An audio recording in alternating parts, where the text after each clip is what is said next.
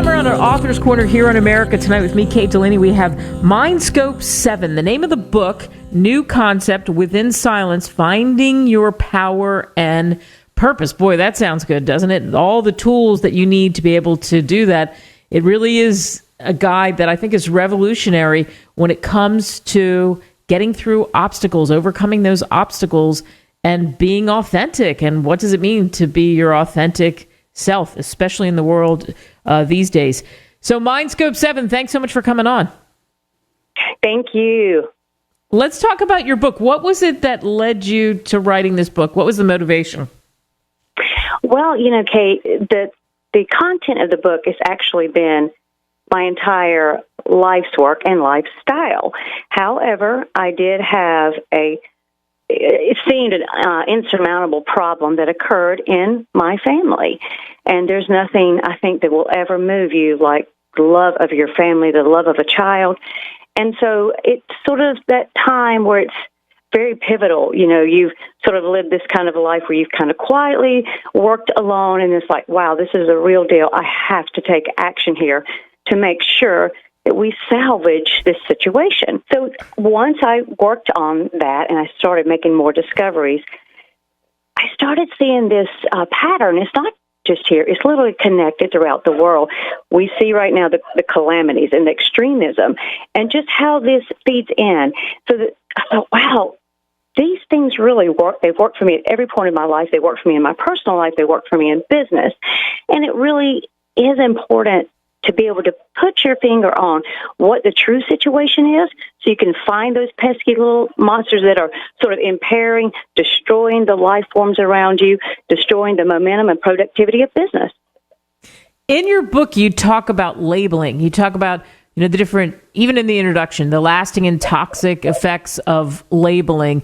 And you talk about that a lot. Explain labeling. Well, what labeling is, it's so critical, and as you go through the book, you're going to see how that pattern has reflected not just today and our personal lives, but all the way back in history. You can track this and see that it's so easy through trends and just sort of the minds of the day, what's happening, what people are trending towards. It becomes normalized, and it becomes as truth, and later we find that wasn't so truthful. So it's sort of that constant thing you have to bring yourself back. So it's 3 S's that I think really help people do that. So first is, if you want your readers listeners, jot this down, situational awareness, number 1, how silence is your friend, number 2, and the set of disciplines that you have to set, not for just yourself, but whatever the situation, you have to look at their set of disciplines as well, because we're not an island, and what we do, we're all energy forces. Like, I have my set of disciplines, but mine may not be the same as this thing I'm up against. So I have to find a way to marry that and work with that instead of this us against them, these bipolar positions we've put ourselves in the world now, which is really, we're sort of self-imploding. And that there are no true good guys, bad guys. So these labels get attached to us. We believe the label is put to us like, you're this or you're that. They believe the label that was put to them, and really it was all just a tool for control or a tool for just perfection. So one end we're saying we're perfect over here, and oftentimes we're just working off of information that was falsehoods to begin with.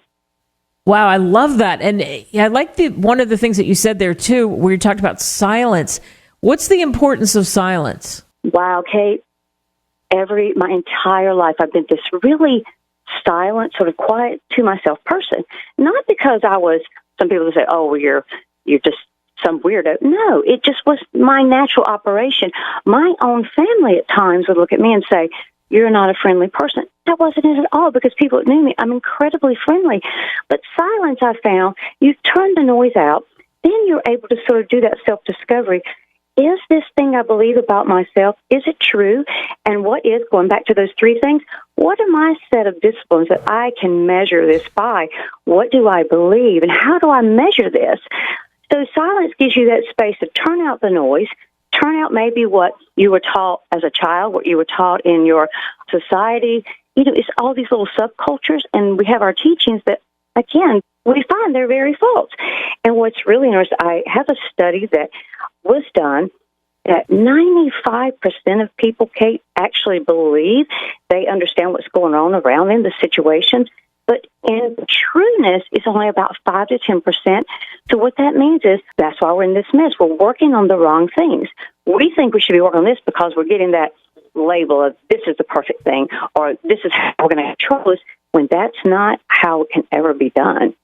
So we can see by the world we're living in that there's flaws, and these are human flaws.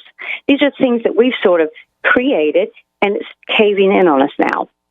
Oh, yeah, and we don't want it to cave in. For you, writing this book, what was it like for you? Was it a labor of love? Was it challenging? What was that experience like? Okay, it was very much a labor of love. Now, all your readers and listeners may not pray or meditate. That is a very important, like I said, that foundation, that set of disciplines that I have. Mm-hmm. So when things get really, really tough, we have a tendency to go with our emotion. We have a tendency to go with those labels that were affixed. But that set of discipline, it takes you back to where do I get grounded? What are my foundational roots that I know are truthful? So that silence really helps you get in that place and discover what are the tools that I'm holding, the actual tools I have, and what are the tools on the other side of this equation that we sort of kind of manage and try to mitigate losses in the situation or get things back going in the correct way. Oh, I like that, mitigate the losses. And where do I get grounded? For you, where you get grounded in meditation and prayer and that kind of thing? Yes, because in that space of total silence, and I know we have many beliefs. I have full respect of all beliefs. But for me, because my life, I always was sort of that person that was alone, not a lot of support systems around me. So I think I had a lot of time. Looking back, I think how lonely I was, but now I see the fruit of that, Kate. I see the fruit of that time alone, how it really was with that noise out of the way. That I was able to really dissect and look at and view the world sort of like a scientist, like, oh, this is not, you just view it and say, look, and made so many discoveries.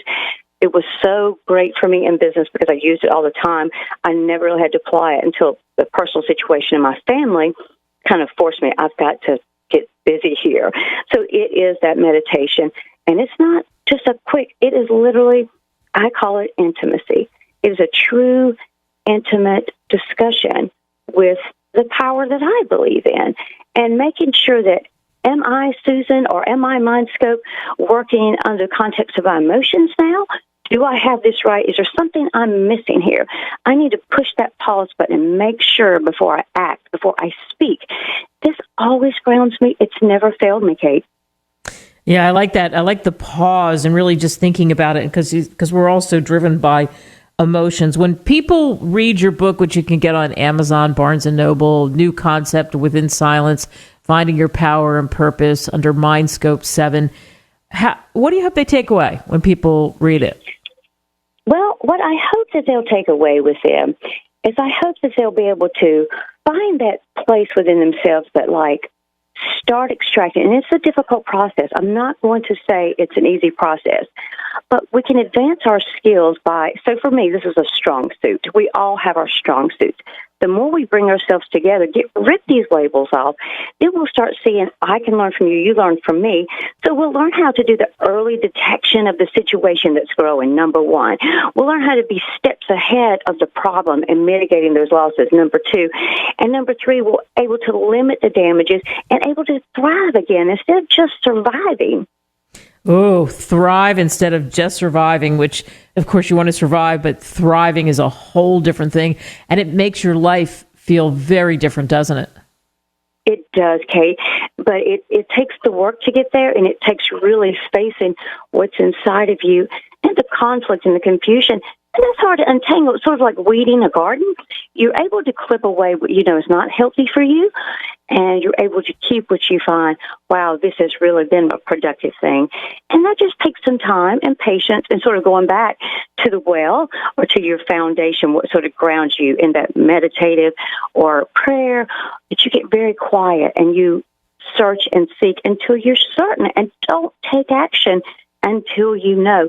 And if it's not your strong suit, find a friend, find a mentor that's their strong suit. They'll help you just be able to ask the right questions. So often, Kate, the people I talk to, they're working on the wrong things. They're asking the wrong questions.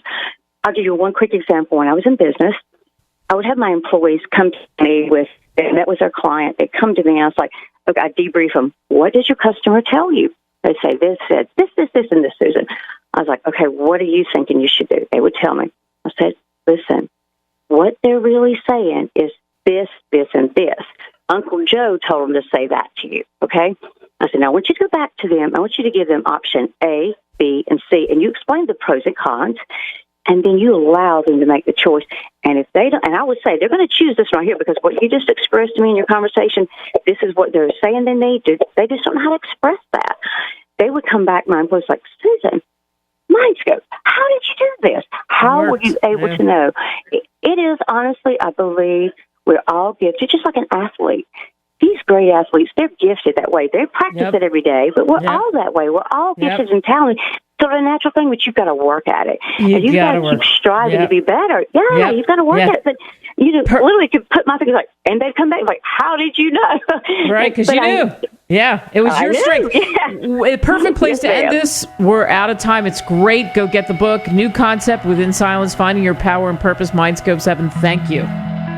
Thank you, Kay. Have a great day. You too.